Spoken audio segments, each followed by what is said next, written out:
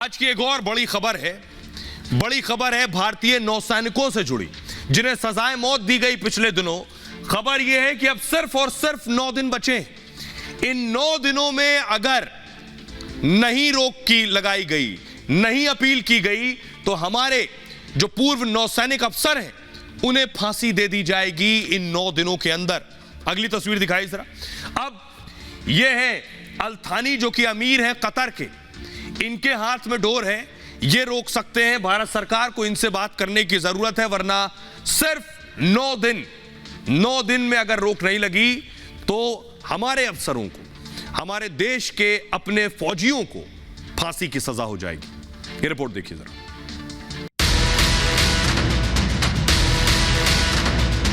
Qatar में पूर्व सैनिकों की सजा में बचे हैं सिर्फ 9 दिन। 9 दिन में हर हाल में रुकवानी होगी फांसी। क्या पीएम मोदी भारतीय पूर्व नौसैनिकों की फांसी रुकवा देंगे? कतर में भारतीयों को सजाए मौत मिलने के बाद हर नए दिन के साथ राहत की उम्मीद कम होती जा रही है। परिवार मोदी सरकार से पूर्व सैनिकों को बचाने की गुहार लगा रहा है। विदेश मंत्री से लेकर नेवी चीफ तक भारतीयों को बचाने के लिए मैदान में उतर आए हैं। अब सवाल यही है कि अब मोदी कतर में भारतीयों को मौत की सजा माफ करा पाएंगे? क्या कतर से भारतीय पूर्व नौसैनिक सकुशल लौटकर भारत आएंगे? आखिर 9 दिन ही क्यों बचे हैं, सवाल यह है। और कब फांसी दी गई? 26 अक्टूबर को पूर्व नौसैनिकों को सजाए मौत दी गई। कतर कानून के तहत 15 दिन में आप अपील कर सकते हैं। 15 दिन में से 6 दिन बीत चुके हैं और अब बचे हैं सिर्फ 9 दिन। 9 दिन में अपील करनी है। अपील नहीं की तो पूर्व सैनिकों को फांसी हो सकती है। पूर्व नौसैनिकों के परिवार विदेश मंत्री से मिल चुके हैं। विदेश मंत्री के साथ करीब 1.5 घंटे तक उनकी बैठक हुई। बैठक में विदेश राज्य मंत्री और विदेश सचिव भी शामिल हुए। कतर में भारत के राजदूत भी बैठक में मौजूद रहे। पूर्व नौसैनिक के परिवार के 20 लोगों के साथ बातचीत हुई। मीटिंग में पूर्व नौसैनिकों की पत्नियां भी शामिल थी। विदेश मंत्री ने हर संभव मदद का भरोसा दिया है। अब मैं आपको बताऊं कि आखिर विदेश मंत्री ने क्या कुछ कहा और नेवी चीफ ने क्या कुछ कहा है। इस बैठक के बाद जो बातचीत हुई, पिलर ग्राफिक्स है, इस बैठक के बाद जो बातचीत हुई उसमें के बाद विदेश मंत्री ने ट्वीट किया। एक्स पर लिखा, पूर्व सैनिकों की रिहाई प्राथमिकता है, जिसके लिए सभी कोशिशें कर रहे हैं।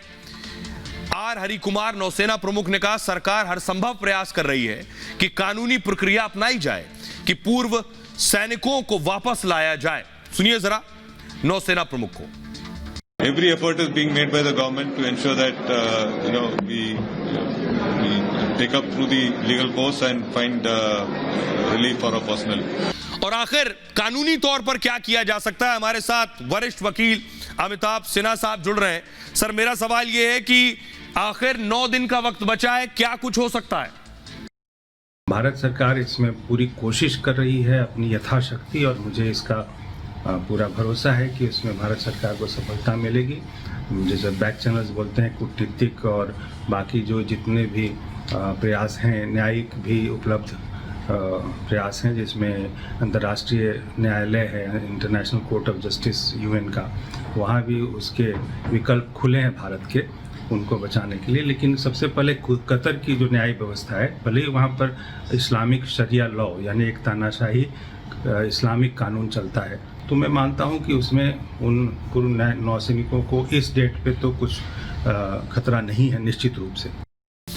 आपको बताऊंगा विकल्प क्या है, क्या कुछ किए जाने की जरूरत है, जो वक्त रहते करना होगा, तभी हमारे जवानों की जिंदगी बच पाएगी। ये देख रहे हैं, ये कतर का कोर्ट है। ये हमारे पूर्व नौसैनिक अफसर हैं जिन्हें सजाए मौत दी गई। कतर में जो न्याय प्रक्रिया है वो कैसे होती है? पूर्व नौसैनिकों को लोअर कोर्ट ने अभी सजा दी है और अभी हाई कोर्ट में अपील की जा सकती है। इसी अपील के लिए सिर्फ 9 दिन का वक्त बचा है। कतर में अमीर ही सबसे बड़ी अथॉरिटी है। जो पीछे खड़े हैं ये शेख तमीम बिन हमद अल थानी कतर के अमीर हैं। ये अमीर मौत की सजा को माफ कर सकते हैं। ईद और नेशनल डे पर सजा माफ की जाती है। 18 दिसंबर को आ रहा है नेशनल डे, उनका राष्ट्रीय दिवस जो है। ऐसे में भारत कूटनीति का इस्तेमाल कर सकता है, अमेरिका के जरिए कतर पर दबाव बना सकता है। कतर के अमीर पर अमेरिका की मजबूत पकड़ है, तुर्की के जरिए मध्यस्थता भी कराई जा सकती है। कतर के शाही परिवार से तुर्की के अच्छे संबंध हैं। भारत सरकार ने हर संभव मदद का आश्वासन दिया है। अगर नौसैनिकों को फांसी की सजा दी गई तो कतर और भारत के रिश्ते खराब हो जाएंगे। 2015 में कतर के साथ भारत का समझौता हुआ, सजा याफ्ता कैदियों के हस्तांतरण पर सहमति बनी। ऐसे में भारत प्रत्यर्पण की मांग उठा सकता है। कतर सहमत हुआ तो पूर्व सैनिक भारत आ जाएंगे।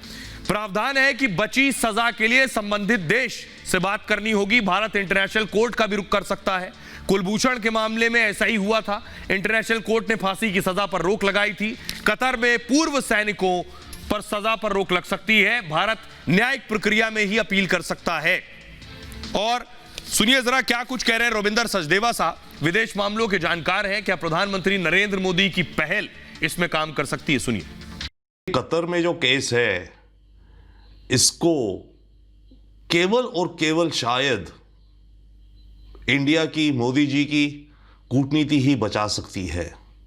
इशू मेरे ख्याल से है अगला कोर्ट ऑफ अपील्स, और उसके लिए भारत की कूटनीति बहुत अहम हो जाएगी और कोर्ट ऑफ अपील्स में इनको बेरी कर दिया जाए। और हमारी पूरी की पूरी डिप्लोमेसी इस समय लगनी चाहिए उस कोर्ट में यह मामला रद्द करवाने के लिए, और इसके लिए ऑफ कोर्स डिप्लोमेसी चलेगी, क्योंकि कोर्ट की जो भी जजमेंट आती है वो ऑब्वियसली पीछे से, और कतर तो एक मोनार्की है, वहाँ का एमिर, वहाँ की सरकार अपने कोर्ट को अंदाज़ा दे सकती है, इंडिकेशन दे सकती है कि आप इस मामले को रफा दफा कर दो, कहो कि नहीं ये केस गलत था।